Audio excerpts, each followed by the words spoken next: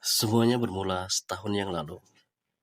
Sebuah telepon, sebuah penawaran yang terdengar seperti sebuah tantangan. Seekor alaskan malamut jantan, murni, keturunan bersertifikat Perkin. Silsilahnya terdokumentasi rapi. Usianya saat itu bukan lagi anak-anak, melainkan 1,5 tahun. Sudah terbentuk. Dia dihibahkan.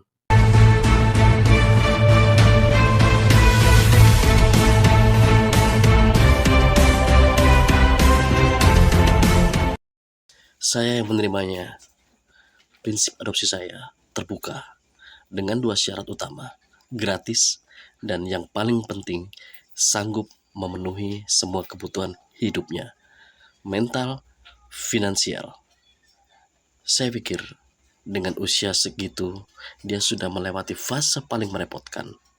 Dan dengan breed terkenal seperti Malamut, pasti akan menarik calon adopter yang berpengalaman. Saat pertama bertemu, dia luar biasa.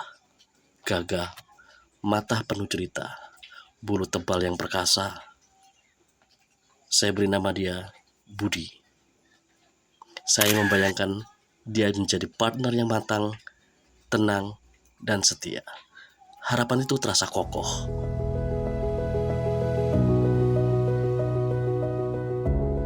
Tapi, Budi membawa dunianya sendiri. Dunia yang gelap bagi orang asing. Dia sangat protektif dan alfa. Pada sentuhan pertama dari orang baru, sebuah reaksi ledakan selalu siap terjadi.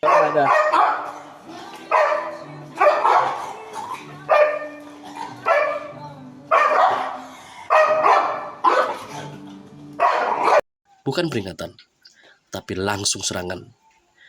Gigitan pertama, korban pertama, saya terpana. Semua terjadi begitu saja, cepat di depan mata saya. 7 jahitan di kepala calon adopter yang saya unggulkan dari pertama. Saya tidak menyerah. Saya berpikir mungkin ini soal wilayah, kepemimpinan, dan pelatihan.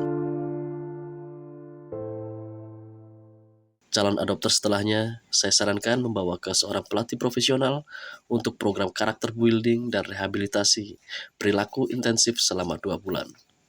Ini adalah upaya terbaik yang bisa kita ambil. Untuk sementara, sepertinya ada kemajuan. Namun, di satu sesi yang tegang, naluri purbanya menang. Itu pelakunya itu. Ini. Salah seorang pelatih yang berpengalaman yang sedang mencoba melakukan pendekatan akhir menjadi korban. Gigitan itu dalam. Program pelatihan terpaksa dihentikan.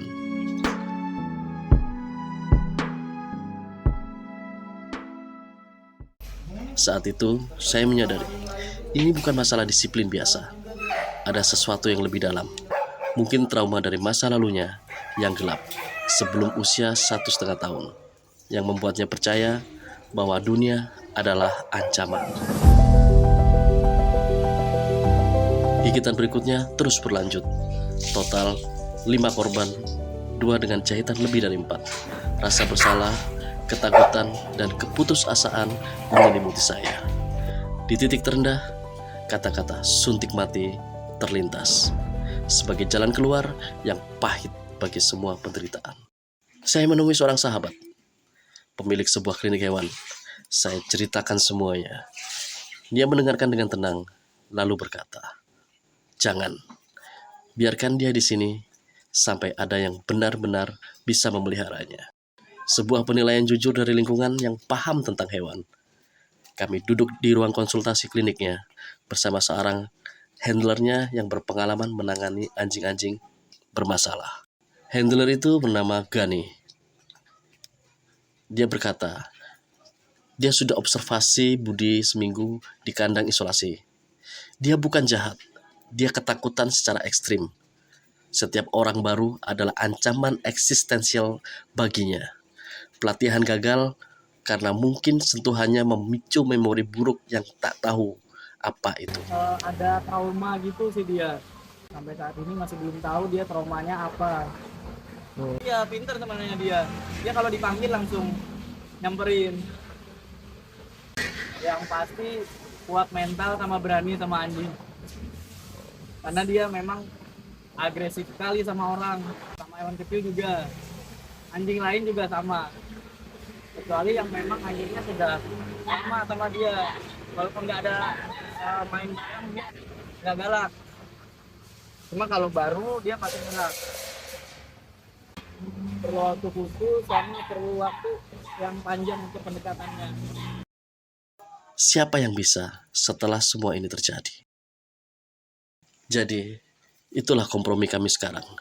Budi, hidupnya terjadwal, terisolasi, namun konsisten. Di klinik, dia hanya melihat wajah-wajah yang sama. Staf-staf yang memahami bahasa tubuhnya yang kaku, yang memberinya makan tanpa kontak mata langsung, yang membersihkan kandangnya dengan ritual tertentu yang tidak memicunya. 6 menit ini adalah tentang Budi, seekor Alaskan Malamut yang datang pada usia 1,5 tahun dengan warisan watak yang tak terbaca. Tentang kegagalan pelatihan terbaik sekalipun menghadapi ketakutan yang berakar. Tentang komunitas kecil di balik pintu klinik yang dengan berani mengatakan, kami akan menjadi penjaganya, tapi bukan solusi.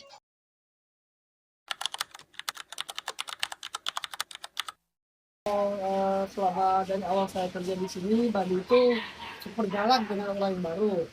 Dan beberapa bulan saya kerja di sini masih belum bisa memegang Badi karena dia tuh takut dengan orang yang baru dan tidak mau mendekat orang yang baru.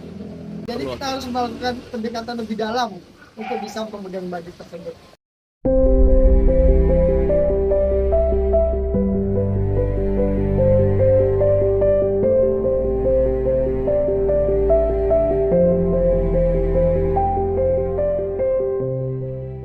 Saya memelihara paradoks yang lebih dalam. Cinta saya padanya nyata, tetapi begitu juga kenyataan bahwa dia adalah liabilitas yang berjalan. Obrolan di klinik itu tidak memberi saya jalan keluar, tapi sebuah penegasan bahwa jalan ini tempat yang aman. Mungkin adalah jalan satu-satunya untuk sisa hidupnya. Dan itu adalah tanggung jawab yang berat dan sunyi. Misi adopsi hampir mati. Siapa yang mau? Siapa yang sanggup memenuhi kebutuhan hidupnya? Kini berarti memiliki kandang baja, asuransi pertanggungjawaban diri, dan hati yang siap menanggung beban jika suatu saat protokol gagal. Pemilik klinik dan handlernya telah menjadi malaikat penjaga yang realistis. Mereka tidak memberikanku ilusi. Mereka hanya memastikan bahwa opsi terburuk, kematian, bukanlah jawaban. Sekarang, Budi tidur di kandang penitipan lingkungan klinik. Mungkin tempat itu baginya sama, sebuah kapsul yang melindungi dunianya yang kecil. Dan saya belajar arti kesetiaan yang berbeda. Bukan tentang petualangan di padang salju, tapi tentang komitmen untuk menjadi satu-satunya penghubung dengan dunia, sekaligus penjaga gawang yang tak kenal lelah. Saya duduk di depan kandangnya. Dalam hening, ada sebuah pertanyaan yang lebih berat. Apakah setia pada sebuah jiwa yang terluka berarti mengurungnya selamanya demi keselamatan semua? Dan apakah itu masih bisa disebut cinta?